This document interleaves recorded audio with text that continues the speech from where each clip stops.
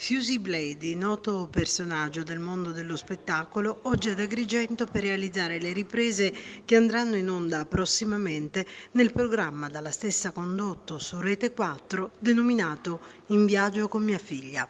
Blady ha espresso il suo amore per la città dei templi, riaffermando il suo lavoro di conduttrice connotato da una forte propensione verso il viaggio, la cultura e i temi dell'ambiente.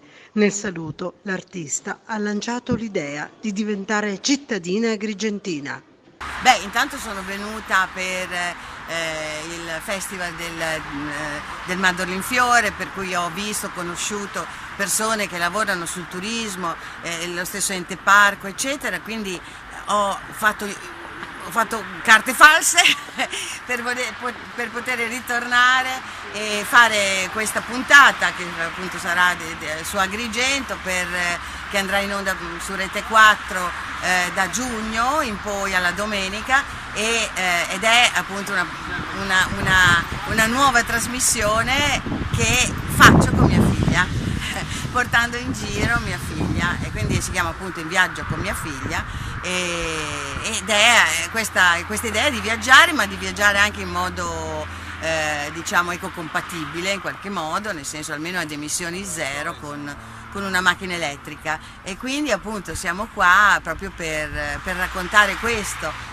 Fra l'altro quanto sarebbe bello che appunto la mobilità anche da queste parti fosse come dire, no? il più possibile diciamo elettrica, ma tutto quello che c'è per riuscire a fare in modo che ci sia meno emissioni, ci sia meno rumore, ci sia così ci sia un modo più eco, no? Di viaggiare, di stare, anche per i turisti, perché oltretutto vede, abbiamo visto a Palermo ci sono auto che si possono prendere, proprio elettriche, che si possono prendere, e quindi diventa anche facile per un turista arrivare fino qui e poi girare, no?